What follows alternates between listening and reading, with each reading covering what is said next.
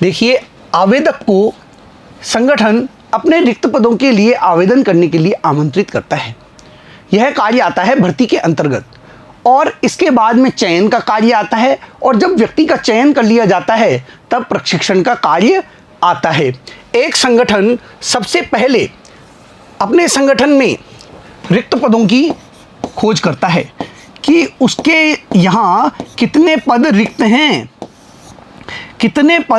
रिक्त हैं और उनके लिए क्या योग्यताएं होनी चाहिए।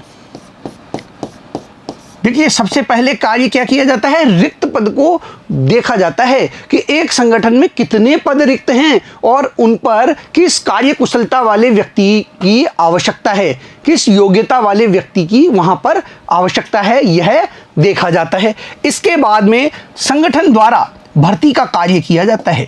भर्ती के अंतर्गत लोगों को रिक्त पदों पर आवेदन करने के लिए आमंत्रित किया जाता है। इसके लिए कई विधियों का सहारा लिया जाता है, विज्ञापन दिया जाता है, पंपलेट बांटे जाते हैं, कई प्रकार से सूचनाएं लोगों तक पहुंचाई जाती है। इसमें लोगों को अधिक से अधिक संख्या में आने के लिए आमंत्रित किया जाता है कि वे आएं, संगठन के रिक्त पदों को भरने के लिए अपने आवेदन प्रदान करें। यह कार्य भर्ती के अंतर्गत किया जाता है। इसके बाद में जो महत्वपूर्ण तत्व है वह है चयन। देखिए, इसके अंतर्गत परीक्षा का आयोजन किया जाता है, साक्षात्कार लिया जाता है, चिकित्सीय जांच की जाती है, परीक्षण किए जाते हैं, और यह देखा जाता है कि जो रिक्त पद है उसके लिए सर्वथा योग्य व्यक्ति कौन है, और उस योग्य व्यक्ति का यहाँ चयन कर लिया जाता है। इसका चयन करने के बाद में उसे कार्यभार सौंपा जाता है और उसे उसके कार्य से परिचय कराया जाता है। देखिए, उस व्यक्ति में स्थिरता न आ जाए, वह सिर्फ एक कार्य तक सीमित न रहे, इसके लिए समय समय पर उसे प्रशिक्षण प्रदान किया जाता है, उसे विकास के अवसर प्रदान किए जाते हैं।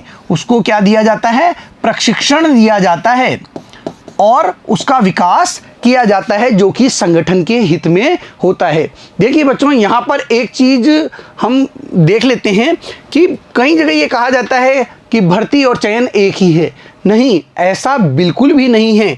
भर्ती की प्रक्रिया यहाँ तक है, यानी लोगों को आवेदन देने के लिए प्रेरित करना, ये भर्ती के अंतर्गत आता है, और उन लोगों से जो उपयुक्त व्यक्ति हैं उनको चुन लेना, यह आता है चयन के अंतर्गत। यह सारी जो प्रक्रिया है यह स्टाफिंग के अंतर्गत आती है, नियुक्तिकरण के अंतर्गत आती है। इसे और देख लेते हैं एक बार।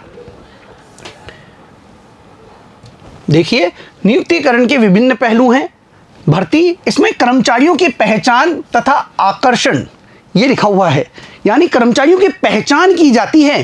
देखिए, रिक्त पद के लिए योग्य व्यक्ति को यहाँ ढूंढा जाता है। यहाँ यह देखा जाता है कि किस योग्यता वाला व्यक्ति हमें रिक्त पद को भरने के लिए चाहिए, उसी के अनुरूप विज्ञापन या अन्य तरीकों से लोगों को आवेदन करने के लिए आकर्षित किया जाता है। यह कार्य कौन करता है, संगठन करता है। आवेदक यहाँ पर आवेदन करने का कार्य करते हैं। अब जिन लोगों ने आवेदन कर दिया है उनमें से चयन किया जाता है, उपयुक्त योग्य व्यक्ति का चयन किया जाता है। देखिए, यह निर्धारित किया जाता है कि वह संगठन के रिक्त पद के लिए योग्य है या नहीं है, उसका मूल्यांकन किया जाता है और फिर अंतिम चयन उसका कर लिया जाता है। इसके बाद आता है प्रशिक्षण का कार्य, परिचय और कौशल विकास का कार्य भी इसके अंतर्गत आता है। उसका अन्य जो कार्य हैं उनसे परिचय कराया जाता है, उसे प्रशिक्षण प्रदान किया जाता है, उसके कौशल में विकास का कार्य भी यहाँ पर होता है। उसकी कुशलता को बढ़ाने के लिए समय समय पर सेमिनार, ट्रेनिंग का आयोजन किया जाता है, जिससे वह कर्मचारी और अधिक प्रशिक्षित हो, पारंगत हो, अपने कार्य में कुशल हो। आज हम यहाँ पर भर्ती के बारे में ही देखेंगे। आइए प्रारंभ करते हैं भर्ती को। भर्ती कार्य से अभिप्राय एक ऐसी प्रक्रिया से है जो किसी पद या कार्य के लिए संभावित कर्मचारियों की पहचान करती है। हमारे पास रिक्त पद है कंप्यूटर ऑपरेटर का। देखिए, रिक्त पद कौन सा है, कंप्यूटर ऑपरेटर का। तो भर्ती के अंतर्गत कंप्यूटर से संबंधित जानकारी रखने वाले व्यक्तियों को ही ढूंढा जाता है। उन्हीं की पहचान की जाती है कि ये कर्मचारी इस पद के योग्य है या नहीं, और उन्हीं की क्वालिफिकेशन बताते हुए, योग्यता बताते हुए जो भी हम प्रचार प्रसार का कार्य करेंगे, लोगों तक सूचनाएं जारी करेंगे, उसके अंतर्गत ये योग्यता अवश्य बताई जाती है। भर्ती की परिभाषा वह प्रक्रिया जिसमें संभावित कर्मचारियों को आकर्षित या प्रेरित किया जाता है। देखिए, संभावित कर्मचारियों को, यानी लोग आवेदन करेंगे, कई सारे लोग आवेदन करेंगे और उसके बाद में चयन प्रक्रिया के अंतर्गत उनमें से एक या जो भी रिक्त पद है उसके अनुसार कार्मिक का चयन किया जाएगा। तो ये कहलाते हैं संभावित कर्मचारी। तो उन्हें आकर्षित और प्रेरित किया जाता है कि वे संगठन में कार्य करने के लिए अपने आवेदन पत्र दें, कि वे संगठन में रिक्त पद को भरने के लिए अपने आवेदन प्रस्तुत करें, अपनी योग्यता वहां पर प्रदर्शित करें। वो अपना रिज्यूम देंगे, अपने बारे में सारी जानकारी देंगे, आवेदन पत्र में पूरी अपना अनुभव, जितना भी उनके पास योग्यताएं हैं उसकी जानकारी देंगे और आवेदन पत्र संगठन में प्रस्तुत करेंगे। उसके आधार पर अगली प्रक्रियाएं प्रारंभ हो जाती हैं। भर्ती का उद्देश्य उन संभावित कर्मचारियों को आकर्षित करना है जिनके पास आवश्यक विशेषताएं अथवा योग्यताएं हैं, यानी जिनके पास आवश्यक योग्यता है, विशेषता है, केवल उन्हें ही आकर्षित करने का कार्य इसके अंतर्गत किया जाता है। तथा उपलब्ध पदों के लिए पर्याप्त संख्या में व्यक्तियों को खोजना है। और एक महत्वपूर्ण उद्देश्य क्या है कि जो उपलब्ध पद हैं, हमारे पास जितने पद उपलब्ध हैं उनके लिए पर्याप्त संख्या में लोग आ जाएं, उनके आवेदन हमारे पास आ जाएं। विभिन्न क्रियाएं जो भर्ती की प्रक्रिया में सम्मिलित है। पहला है श्रम पूर्ति के विभिन्न स्रोतों की पहचान करना। देखिए, पहला कार्य होता है कि हमें कहाँ से कर्मचारी प्राप्त होंगे, क्या वो हमारे संगठन के अंदर ही हैं आंतरिक स्रोत के द्वारा, या फिर वो बाहरी स्रोत यानी बाहर से हमें नियुक्त करने पड़ेंगे, यानी बाहर से हमें आवेदन मंगवाने पड़ेंगे। इसके बारे में इसके अंदर पहचान की जाती है। उनकी वैधता का निर्धारण कि वो सही हैं, जो स्रोत हमने देखे हैं क्या वे सही हैं, संगठन के हित में हैं। तीसरा, सबसे उपयुक्त स्रोत अथवा स्रोतों का चुनना। देखिए, अब इसके अंतर्गत कार्य किया जाता है कि जो भी अच्छा स्रोत है या जो भी अच्छे स्रोत हैं, कई सारे स्रोतों से हम कर्मचारियों की भर्ती कर सकते हैं। तो जो उपयुक्त स्रोत होते हैं, कई सारे स्रोत होते हैं, उनको मिलाकर अच्छे स्रोत का चयन करने का कार्य यहाँ किया जाता है, जिससे हमें अधिक से अधिक मात्रा में कर्मचारियों के रिक्त पदों के लिए आवेदन प्राप्त हो सके। रिक्त पदों के लिए संभावित कर्मचारियों के आवेदन पत्रों को आमंत्रित करना। और अंतिम कार्य क्या होता है, रिक्त पदों के लिए जो संभावित कर्मचारी हैं उनके आवेदन प्राप्त करना। देखिए, भर्ती की इस प्रक्रिया के लिए दो महत्वपूर्ण स्रोत होते हैं। एक होता है आंतरिक स्रोत, एक होता है बाह्य स्रोत। आंतरिक स्रोत यानी संगठन के अंदर से ही, ये संगठन है, एक कंपनी है, कंपनी के अंदर कई सारे कर्मचारी कार्य करते हैं, बहुत सारे कर्मचारी यहाँ पर कार्य करते हैं। उनमें से कुछ कर्मचारी ऐसे होते हैं जो योग्यता रखते हैं उच्च पद के लिए या जो पद रिक्त है उसके संबंध में, तो उन्हीं में से उन पदों को भर दिया जाए। और इसके लिए स्थानांतरण और पदोन्नति का सहारा लिया जाता है। देखिए, स्थानांतरण में समान पद पर स्थानांतरित किया जाता है, एक विभाग से दूसरे विभाग में समान पद पर उस व्यक्ति का स्थानांतरण कर दिया जाता है।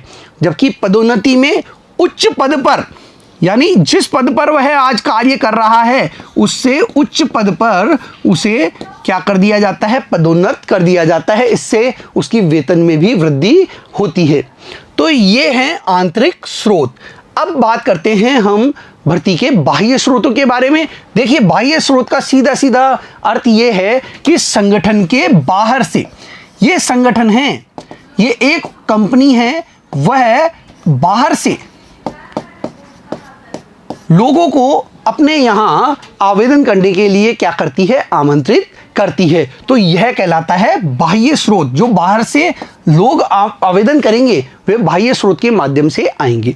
और इनके अंतर्गत पहला आता है प्रत्यक्ष भर्ती। देखिए, पहला बिंदु क्या है, प्रत्यक्ष भर्ती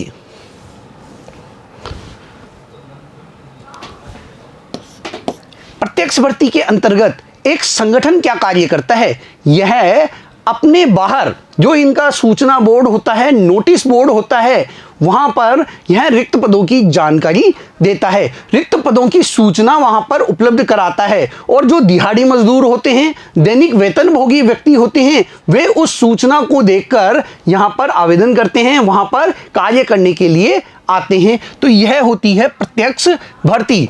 दूसरा होती है प्रतीक्षा सूची।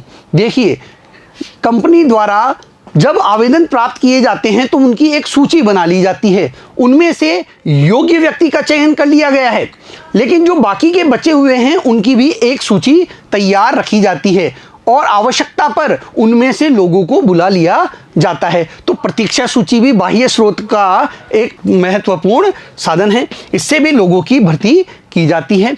विज्ञापन, देखिए, विज्ञापन के माध्यम से लोगों को आवेदन करने के लिए आमंत्रित किया जाता है। विज्ञापन देकर कोई भी कंपनी अपने रिक्त पद की समस्त जानकारी आवेदक तक पहुंचा देती है। क्या योग्यता होनी चाहिए, कितने पद रिक्त हैं, किस कैटेगरी के लिए कितने पद रिक्त हैं, महिलाओं के लिए कितने हैं, अनुसूचित जाति जनजाति के लिए कितने पद रिक्त हैं, इसकी जानकारी आवेदक तक पहुंचा दी जाती है। उनमें क्या विशिष्ट योग्यता होनी चाहिए, क्या शैक्षणिक योग्यता होनी चाहिए, क्या तकनीकी योग्यता होनी चाहिए, इसकी जानकारी भी विज्ञापन के माध्यम से प्रदान कर दी जाती है। इससे भी आकर्षित होकर लोग कंपनी में आवेदन करते हैं।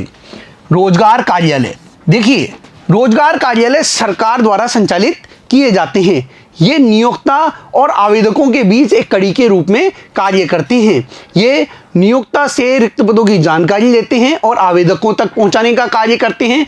आवेदकों द्वारा यहाँ पर रोज नियोक्ता को आवेदन प्रदान किया जाता है।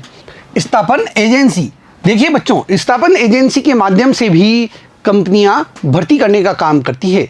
ये जो एजेंसियां होती है, ये कई लोगों के आवेदन अपने पास रखती हैं, उनके बारे में सारी जानकारी रखती है और आवश्यकता पड़ने पर ये नियोक्ता को वो जानकारियां उपलब्ध करा देती हैं, कंपनियों को वो समस्त जानकारी उपलब्ध करा देती है। तकनीकी और प्रशिक्षित व्यक्ति ये उपलब्ध कराने का कार्य करती हैं। इसके बाद आता है महाविद्यालय विश्वविद्यालय से भर्ती। बच्चों, आप इसके बारे में जानते हैं, इसे कैंपस भर्ती के नाम से भी जाना जाता है। देखिए, कई ऐसी कंपनियां हैं जो कि तकनीकी और प्रशिक्षित व्यक्तियों को प्राप्त करने के लिए सीधे महाविद्यालय या विश्वविद्यालयों में जाने का कार्य करती हैं। वहां से वे जो सक्षम व्यक्ति होते हैं उनको अपने यहाँ आवेदन करने के लिए आमंत्रित करती हैं। तो कैंपस भर्ती के माध्यम से भी कई कंपनियां अपने यहाँ योग्य कर्मचारियों को भर्ती करने के लिए आमंत्रित करती है। कर्मचारियों द्वारा अनुशंसा, देखिए, कर्मचारियों द्वारा भी अनुशंसा की जाती है। जो पहले से कार्यरत व्यक्ति है वह अपने परिचित व्यक्ति के लिए कंपनी में अनुशंसा करता है कि यह योग्य है, इस व्यक्ति की गारंटी मैं लेता हूं, आप इसे भर्ती कर लें। तो इस प्रकार कर्मचारियों द्वारा अनुशंसा के माध्यम से भी नए प्रतिभावान व्यक्ति कंपनियों में आते हैं। जॉबर एवं ठेकेदार, कई कार्यों के लिए जॉबर एवं ठेकेदारों की सहायता भी ली जाती है। इनके माध्यम से भी कंपनियां जो उपक्रम होते हैं वे अपने यहाँ भर्ती का कार्य करती है। इनके पास कई सारे कर्मचारी होते हैं जो कि कंपनी में या फर्म में आकर काम करते हैं। इनके माध्यम से कई प्रकार की भर्तियां आयोजित की जाती हैं। वेब प्रसारण, देखिए, आजकल यह बहुत नया माध्यम बन गया है। इसके माध्यम से इंटरनेट पर रिक्त पदों की सूचना जारी कर दी जाती है और आवेदक द्वारा कंपनी में, फर्म में आवेदन प्रस्तुत किया जाता है। तो यह आज बहुत तेजी से फैलने वाला माध्यम हो गया है। दूरदर्शन, देखिए, आजकल कई कंपनियां टेलीविजन के माध्यम से भी विज्ञापन प्रदान करने का कार्य कर रही है। आपने टेलीविजन पर देखा होगा, रिक्त पदों की जानकारियां आती रहती हैं, नीचे स्लाइड के रूप में रिक्त पदों की जानकारी चलती रहती है कि इस कंपनी में रिक्त पद हैं, वहां पर आप आवेदन कर सकते हैं। रिक्त पद से संबंधित सूचनाएं उस पट्टी पर या विज्ञापन के माध्यम से टेलीविजन पर प्रसारित होते रहते हैं। यह भी आजकल रिक्त पदों को भरने के लिए आवेदकों को आमंत्रित करने का एक अच्छा तरीका बन गया है। बच्चों, देखिए, ये है भर्ती के स्रोत। आंतरिक और बाह्य स्रोत। अब हम इनके बारे में विस्तार से पढ़ते हैं। आइए, आंतरिक स्रोत। देखिए, आंतरिक स्रोत वे स्रोत होते हैं जो संस्था के अंदर से ही भरे जाते हैं। संस्था के अंदर से ही भर्ती। तरीका क्या है? स्थानांतरण। देखिए, स्थानांतरण करके एक समान पद पर दूसरे विभाग से भर्ती कर दी जाती है। यह विभाग है उत्पादन विभाग। यहां पर एक व्यक्ति बैठा हुआ है जिसको कंप्यूटर की जानकारी है। इसे क्या है? कंप्यूटर की जानकारी है। वह उत्पादन विभाग में कार्यरत है। और एक वित्त विभाग के अंदर कंप्यूटर ऑपरेटर के लिए रिक्त पद है। वहां पर भी ये मशीन पर कंप्यूटर चलाने का कार्य करता था। यहां पर भी वित्त विभाग में कंप्यूटर की ऑपरेटर की बहुत सख्त आवश्यकता है। ऐसी स्थिति में इसे यहां पर स्थानांतरित कर दिया जाएगा, यानी कंप्यूटर ऑपरेटर को उत्पादन विभाग से निकालकर वित्त विभाग में जहां महत्वपूर्ण कार्य किया जाना है वहां पर उसे स्थानांतरित कर दिया जाता है। तो ऐसी स्थिति में यह आंतरिक भर्ती हो जाती है। स्थानांतरण में किसी एक कर्मचारी को एक कार्य से हटाकर दूसरे पर भेज दिया जाता है। एक विभाग से दूसरे विभाग में भेज दिया जाता है। एक काम से हटाकर दूसरे काम में लगा दिया जाता है। एक विभाग से दूसरे विभाग में भेज दिया जाता है। कर्मचारियों के उत्तरदायित्व तथा पद प्रतिष्ठा में बिना किसी महत्वपूर्ण परिवर्तन के ऐसा किया जाता है। देखिए, इससे कर्मचारियों का उत्तरदायित्व परिवर्तित नहीं होता, उनके प्रतिष्ठा में किसी भी प्रकार का कोई परिवर्तन नहीं होता। वे समान पद पर स्थानांतरित किए जाते हैं। जिस पद पर वो यहां थे उसी पद पर उसे दूसरे विभाग में भेज दिया जाता है। उसके पद प्रतिष्ठा में किसी भी प्रकार का कोई परिवर्तन यहां स्थानांतरण से नहीं आता है। स्थानांतरण उन विभागों में से जहां आवश्यकता से अधिक नियुक्तियां हैं, रिक्त पदों को भरने का एक अच्छा स्रोत है। देखिए, एक विभाग ऐसा है जहां पर आवश्यकता 3 कार्मिकों की थी, लेकिन वहां पर पहले से ही 5 कार्मिक लगे हुए हैं। यानी आवश्यकता कितने कार्मिकों की है? 3 की, और यहां पर लगे हुए हैं 5 कार्मिक। ऐसी स्थिति में यहां 2 कार्मिक अधिक हैं, तो यहां से 2 कार्मिकों का हम क्या कर सकते हैं? स्थानांतरण कर सकते हैं। इन 2 लोगों का स्थानांतरण दूसरे विभाग में कर दिया जाता है ताकि इनको कंपनी से बाहर निकालने की स्थिति उत्पन्न ना हो। इन्हें उपक्रम से बाहर नहीं निकाला जाए, इनको दूसरी जगह स्थानांतरित करके इनका उपयोग दूसरी जगह किया जाता है। व्यवहारिक रूप से यह कर्मचारियों का समतल पद परिवर्तन है। देखिए, जिस पद पर वो ए विभाग में था उसी पद पर अब वह बी विभाग में कार्य करेगा। यानी यह क्या है? समतल पद परिवर्तन। उसी पद पर, यानी समान पद पर वह एक विभाग से दूसरे विभाग में, एक कार्य से दूसरे कार्य पर लगा दिया जाता है। एक विभाग में उपयुक्त कर्मचारियों की कमी को दूसरे विभाग अथवा शाखा से स्थानांतरण के द्वारा पूरा किया जा सकता है। एक विभाग में जो कमी है वह दूसरे विभाग के अधिक कर्मचारियों या वहां से स्थानांतरित करके पूरा किया जा सकता है। जहां ज्यादा आवश्यकता है वहां पर इस प्रकार स्थानांतरित करके कर्मचारियों को भेज दिया जाता है। यह समतल पद परिवर्तन होता है। इससे कर्मचारियों के पद प्रतिष्ठा में किसी भी प्रकार का परिवर्तन नहीं आता, उनका उत्तरदायित्व में भी किसी भी प्रकार का कोई परिवर्तन नहीं होता है। व्यक्तिगत समस्याओं तथा शिकायतों को दूर करने में तथा नौकरी से निकालने जैसी स्थितियों से बचाव में भी स्थानांतरण मदद करता है।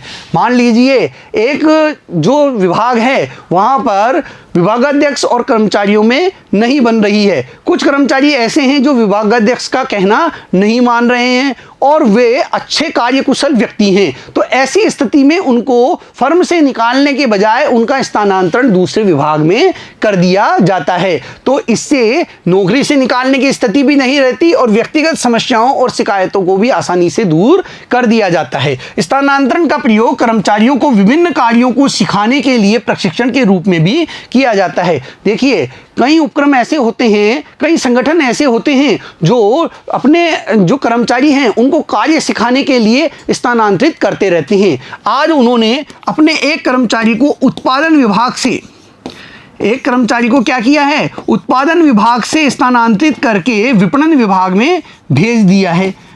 वह व्यक्ति अब क्या करेगा, विपणन विभाग में कार्य करेगा। यानी उसने पहले उत्पादन विभाग से संबंधित जानकारी ली, अब वह विपणन विभाग से संबंधित जानकारी लेगा, प्रशिक्षण प्राप्त करेगा। कुछ समय बाद उसका स्थानांतरण क्या कर दिया जाएगा, क्रय विभाग में कर दिया जाएगा, तो वह वहां पर क्रय विभाग से संबंधित जानकारी प्राप्त करेगा। इस प्रकार स्थानांतरित करके उन्हें प्रशिक्षण देने का कार्य भी किया जाता है।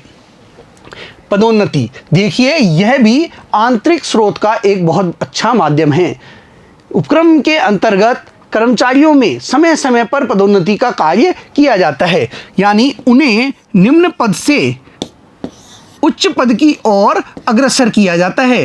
वे अच्छा कार्य कर रहे हैं तो उन्हें समय समय पर पदोन्नति प्रदान की जाती है। देखिए यह ऊर्ध्वाधर यानी ऊपर की ओर जाने का कार्य होता है। इसमें ये हमने स्थानांतरण में देखा था, वहाँ समतल होता था, वहाँ क्या होता था, एक विभाग से दूसरे विभाग में भेज दिया जाता था। लेकिन यहाँ पर पद प्रतिष्ठा भी बढ़ रही है, मान सम्मान भी बढ़ रहा है और उच्च पद पर भेजा जा रहा है, इससे वेतन में भी वृद्धि होगी। तो यह कैसा है, यह ऊर्ध्वाधर स्थानांतरण इसे हम कह सकते हैं। पदोन्नति क्या है, उच्च पद पर ही की जाती है, निम्न पद से उच्च पद पर पदोन्नति की जाती है। व्यावसायिक उद्यम सामान्यतः उच्च पदों को भरने के लिए कर्मचारियों की निम्न स्तरों से पदोन्नति करते हैं। देखिए बच्चों, इसको एक उदाहरण से देखिए कि एक विभाग है, उसके अंदर 5 कर्मचारी कार्य कर रहे हैं और उनमें से एक व्यक्ति सेवानिवृत्त हो जाता है, जो कि उसका क्या है, विभागाध्यक्ष था। अब 4 कर्मचारी वहां रह जाते हैं। अब या तो हम बाहर से भर्ती करें उस उच्च पद के लिए, या फिर उन 4 में से जो अच्छा कार्यकुशल है, जो उसके साथ विभागाध्यक्ष के साथ काफी लंबे समय से कार्य कर रहा था और उसे उस विभाग से संबंधित सारी जानकारियां हैं, तो ऐसे व्यक्ति को पदोन्नत करके उस पद को भर दिया जाए। तो इससे क्या होगा, काम भी प्रभावित नहीं होगा, काम भी सुचारू रूप से चलता रहेगा, क्योंकि वह योग्य है, वह कुशल है और वह उस पद को आसानी से भर सकता है और साथ ही अच्छे तरीके से दायित्व का निर्वाह भी कर सकता है। तो निम्न स्तरों से पदोन्नति करके उच्च पदों को भरने का यह एक माध्यम होता है। पदोन्नति में कर्मचारियों को ऐसे पद पर स्थानांतरित कर देते हैं जो अधिक उत्तरदायित्वपूर्ण हो तथा कर्मचारियों की सुविधाएं, पद प्रतिष्ठा तथा वेतन बढ़ जाता है। देखिए ऐसे पद पर भेज दिया जाता है जो अधिक उत्तरदायित्वपूर्ण होता है, यानी वहां पर अधिकार भी अधिक होते हैं, जिम्मेदारियां भी अधिक होती हैं और उत्तरदायित्व भी अधिक होता है। तो ऐसे पद पर उन्हें क्या कर दिया जाता है, पदोन्नत कर दिया जाता है उच्च पद पर। इससे उनकी सुविधाएं भी बढ़ती है, मान सम्मान, पद प्रतिष्ठा बढ़ती है, वेतन भी बढ़ जाता है। ये सारी सुविधाएं उन्हें प्राप्त होती हैं। पदोन्नति कर्मचारियों का ऊर्ध्वाधर स्थानांतरण है। देखिए स्थानांतरण में क्या होता था, समतल होता था, लेकिन इसे हम ऊर्ध्वाधर स्थानांतरण कह सकते हैं क्योंकि यह उच्च पद पर हो रहा है। वो हॉरिजॉन्टल था और ये कैसे होता है, वर्टिकल होता है, ऊपर की ओर होता है। निम्न पद से उच्च पद की ओर पदोन्नति की जाती है। यह कर्मचारियों की अभिप्रेरणा, निष्ठा तथा उनके संतोष को बढ़ाने में सहायक है। देखिए पदोन्नति से कर्मचारी प्रेरित होते हैं, उनकी प्रेरणा बढ़ती है, उन्हें और अच्छा करने के लिए प्रेरित किया जा सकता है। उनकी निष्ठा संगठन के प्रति, उपक्रम के प्रति बढ़ती है, साथ ही साथ उनमें संतोष की भावना भी बढ़ती है। अन्य कर्मचारी भी यह देखकर प्रेरित होते हैं कि उनमें से कुछ कर्मचारी समय समय पर पदोन्नत हो रहे हैं, जो कि अच्छा काम कर रहे हैं। इससे उन्हें प्रेरणा प्राप्त होती है। आंतरिक स्रोतों के लाभ, देखिए आंतरिक स्रोतों के क्या लाभ हैं। कर्मचारी अपने कार्य निष्पादन के सुधार के लिए अभिप्रेरित होते हैं। देखिए उनके कार्य निष्पादन में सुधार होता है। जब पदोन्नति प्राप्त होती है तो लोग अच्छे से अच्छा कार्य करना चाहते हैं ताकि उन्हें शीघ्र पदोन्नति प्राप्त हो।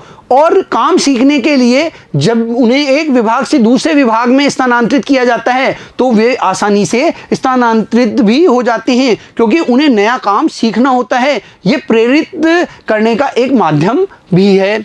आंतरिक भर्ती चयन प्रक्रिया तथा अनुस्थापन को भी सरल कर देती देती है। देखिए, यह चयन प्रक्रिया को बहुत सरल बना देती है, क्योंकि इसमें बाहर से लोगों को नहीं ढूंढना पड़ता। योग्य व्यक्ति जो फर्म में पहले से ही हैं, उपक्रम में पहले से ही हैं, उनका चयन किया जाना होता है तथा काम से परिचय कराना भी बहुत आसान हो जाता है। जो कर्मचारी पहले से ही संस्था में कार्य कर रहे हैं, उनका मूल्यांकन अधिक यथार्थ रूप में किया जा सकता है। देखिए, चयन प्रक्रिया में क्या होता है, कर्मचारियों का मूल्यांकन किया जाता है, लेकिन जो कर्मचारी पहले से संस्था में कार्यरत हैं, उनका मूल्यांकन करना कठिन कार्य नहीं होता, आसानी से उनका मूल्यांकन कर लिया जाता है। यह आर्थिक रूप से लाभकारी है, यह भर्ती का अधिक विश्वसनीय तरीका है। और जो आंतरिक स्रोत होता है, यह भर्ती का विश्वसनीय तरीका होता है, क्योंकि अंदर से ही लोगों को पद पर भरा जाता है। और आर्थिक रूप से भी यह लाभकारी होता है, क्योंकि इसके लिए ज़्यादा व्यय नहीं करना पड़ता। स्थानांतरण कर्मचारियों को उच्च पदों के लिए प्रशिक्षित करने के लिए एक उपकरण है। देखिए, स्थानांतरण के द्वारा जो कर्मचारी होता है वह प्रशिक्षित किया जाता है, ताकि वह भविष्य में उच्च पद को भरने के योग्य बन सके। जो प्रशिक्षित होता है, कुशल होता है, योग्यताधारी होता है, वह उच्च पद पर पदोन्नत कर दिया जाता है। इस प्रकार स्थानांतरण से भी उनको प्रशिक्षण प्रदान किया जाता है। स्थानांतरण से यह भी लाभ है कि अतिरिक्त विभागों से कार्य शक्ति का स्थानांतरण किया जा सकता है, या वहां जहां कर्मचारियों की कमी है। देखिए, जहां पर कर्मचारी बहुत अधिक मात्रा में हैं, आवश्यकता 2 की है, लगे हुए 3 हैं, और एक विभाग जहां पर आवश्यकता 3 कार्मिकों की है, वहां पर 2 लगे हुए हैं। ऐसी स्थिति में अधिक कार्मिकों में से एक कार्मिक का स्थानांतरण करके दूसरे विभाग जहां पर कमी थी, वहां पर कर्मचारी को भेज दिया जाता है, कमी की पूर्ति कर दी जाती है। बाह्य स्रोतों से भर्ती की तुलना में अधिक सस्ती है। आंतरिक स्रोतों से भर्ती करना बाह्य स्रोतों से भर्ती करने की तुलना में बहुत सस्ता पड़ता है। इसकी कुछ कमियां भी है बच्चों। आंतरिक स्रोत की कमियां, आंतरिक पदोन्नति द्वारा जब रिक्त पदों की पूर्ति की जाती है तो नई प्रतिभाओं के संस्था में प्रवेश के अवसर कम होते हैं। देखिए, आंतरिक स्रोत से भर्ती तो हमने कर दी, लेकिन जो नए प्रतिभावान व्यक्ति हैं, जो संस्था के बाहर हैं, वे संस्था में नहीं आ पाते, यानी नई प्रतिभाएं संस्था से बाहर ही रह जाती हैं, उनका संस्था में प्रवेश नहीं हो पाता है।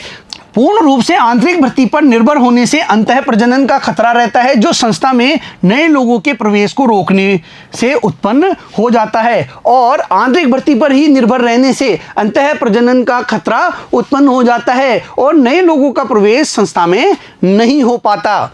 कर्मचारी अकर्मण्य हो सकते हैं यदि वे समयबद्ध पदोन्नति के लिए आश्वस्त हैं। यदि कर्मचारी को यह पता है कि 5 वर्ष के बाद मुझे पदोन्नति प्राप्त हो जाएगी, तो वे क्या होते हैं, अकर्मण्य हो जाते हैं। वे काम को सही तरीके से नहीं करते, क्योंकि उन्हें पता है उनको पदोन्नति तो वैसे ही प्राप्त हो जाएगी। जैसे ही 5 वर्ष पूरे होंगे उन्हें पदोन्नति प्राप्त हो जाएगी। इस कारण से वे अपने कार्य को अच्छे तरीके से नहीं करते हैं। एक नई संस्था भर्ती के आंतरिक स्रोत का प्रयोग नहीं कर सकती। देखिए, यह सबसे बड़ी कमी है इसकी कि जो नई संस्था होती है वह आंतरिक स्रोत से भर्ती नहीं कर सकती। वह अपने यहाँ जो कर्मचारी हैं उनको आंतरिक स्रोत से नहीं ले सकती, क्योंकि वह नई कंपनी है, उसे बाह्य स्रोत से ही कर्मचारियों की भर्ती करनी होगी। कोई भी संस्था अपने सारे रिक्त पदों की पूर्ति आंतरिक स्रोत द्वारा नहीं कर सकती। देखिए, जब हमने उच्च पद पर किसी को पदोन्नत कर दिया, पदोन्नत हमने कर दिया, तो क्या होगा, निम्न स्तर का जो पद था वह क्या हो गया, अब रिक्त हो गया। यानी अब वह पद हमें बाह्य भर्ती के स्रोत से ही भरना पड़ेगा। तो सारे पदों को आंतरिक स्रोतों से भर दिया जाना यह संभव नहीं होता। जहां तक यह क्रम चलेगा, ऊपर तो हम भर सकते हैं, ऊपर के पदों को तो हम भरते चले जाएंगे। यहां से पदोन्नत किया, इसको भर दिया, इसको पदोन्नत करके इसको भर दिया, ऊपर वाला पद भर दिया। लेकिन जो निम्न पद है, जहां से हमने पदोन्नति प्रक्रिया नीचे से प्रारंभ की थी, वहां पर पद रिक्त रह जाता है। कर्मचारियों के मध्य प्रतियोगिता की प्रकृति में बाधा पड़ सकती है और कर्मचारियों के मध्य प्रतियोगिता की प्रकृति में भी बाधा पड़ जाती है। जब उन्हें पता है कि हमें पदोन्नति मिलेगी तो वे प्रतियोगिता आपस में नहीं करते, लेकिन जब नए कर्मचारी आते हैं तो उनसे वो प्रतिस्पर्धा करते रहते हैं। कर्मचारियों का निरंतर स्थानांतरण प्राय संस्था की उत्पादनशीलता को कम कर देता है। देखिए, जब कर्मचारियों का लगातार स्थानांतरण होता रहता है, उन्हें एक विभाग से दूसरे विभाग में भेज दिया गया।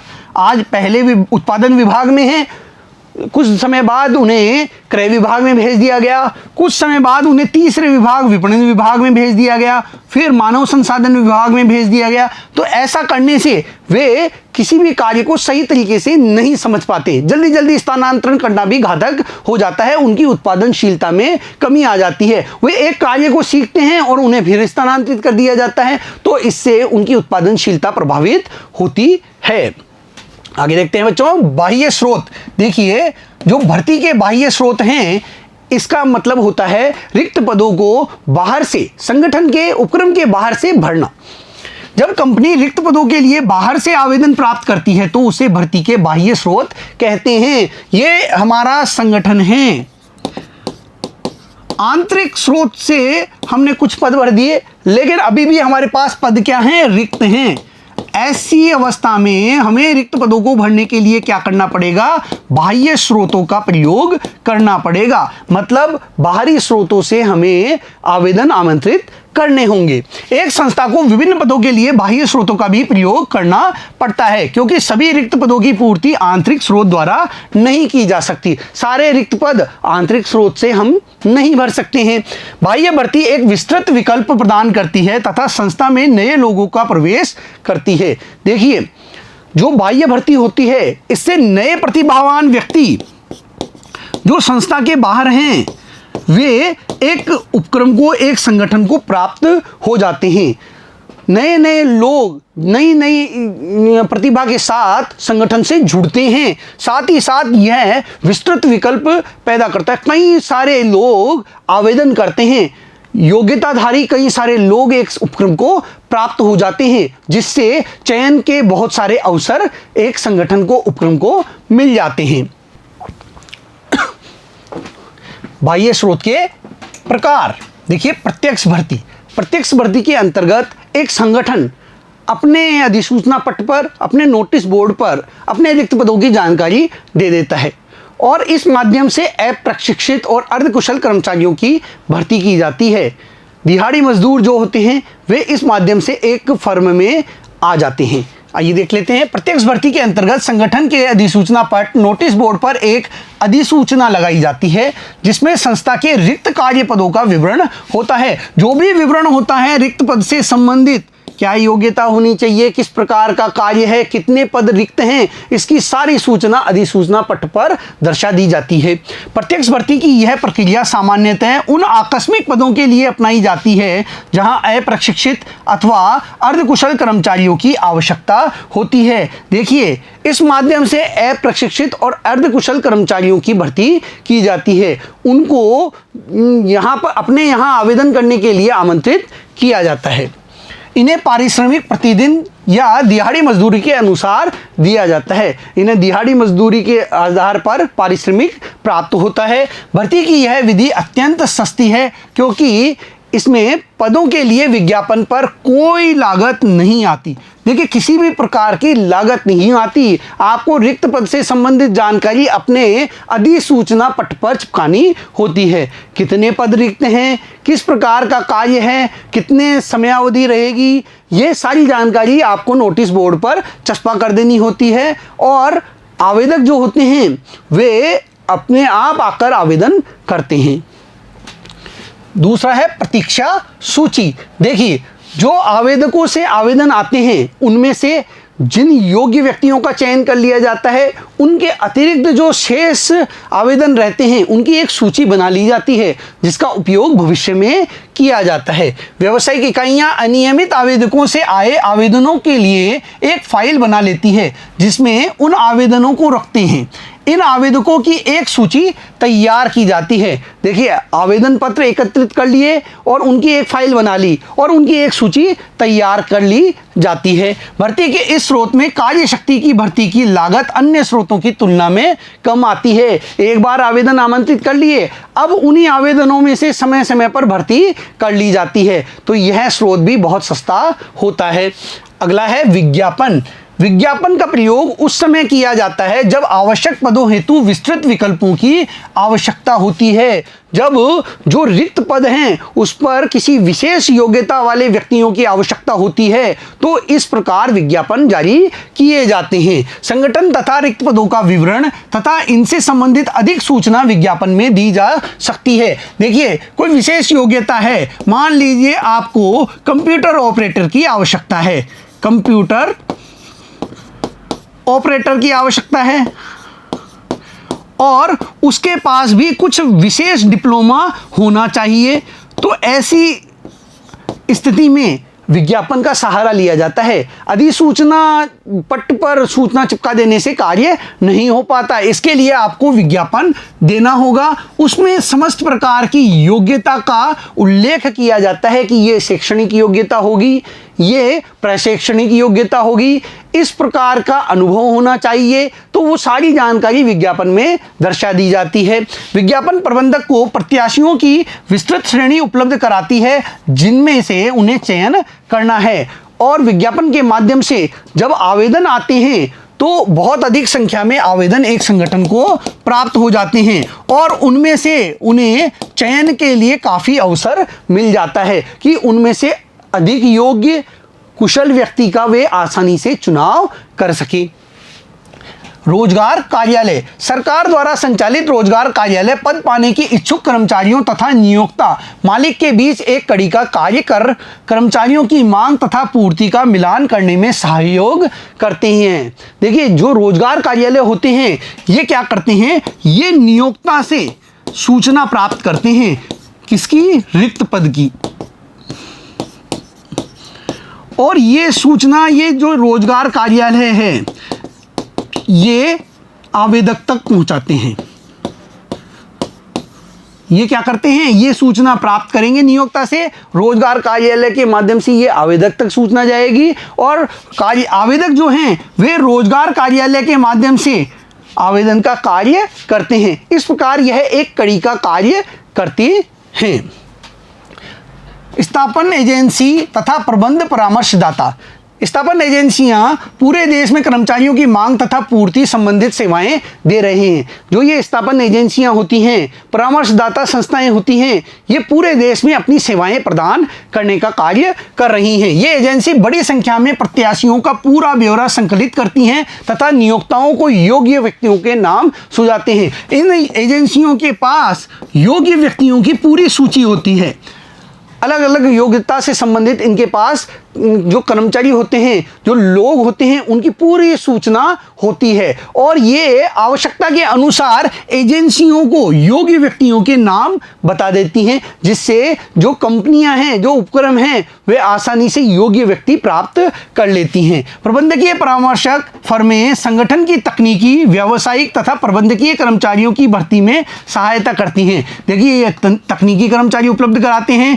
व्यावसायिक जानकारी रखने वाले कर्मचारी उपलब्ध कराते हैं, प्रबंधकीय कर्मचारियों की भर्ती में ये सहायता प्रदान करने का कार्य करते हैं।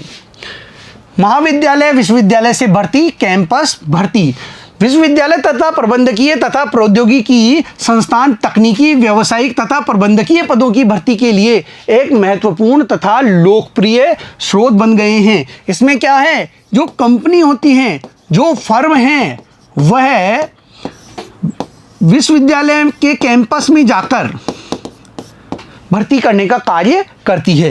ये क्या करेंगे, अपने रिक्त पदों के साथ कैंपस तक पहुंचते हैं और वहां पर भर्ती करने का कार्य करते हैं, इंटरव्यू लेते हैं और जो योग्य व्यक्ति होते हैं उनको अपने यहाँ आवेदन करने के लिए आमंत्रित करते हैं। तो इस प्रकार कैंपस भर्ती के माध्यम से भी जो तकनीकी, व्यावसायिक और प्रबंधकीय पद हैं इनको भरने का कार्य किया जाता है। शैक्षणिक संस्थाओं से भर्ती व्यावसायिक तथा अन्य संस्थानों में एक पूर्व स्थापित प्रक्रिया है।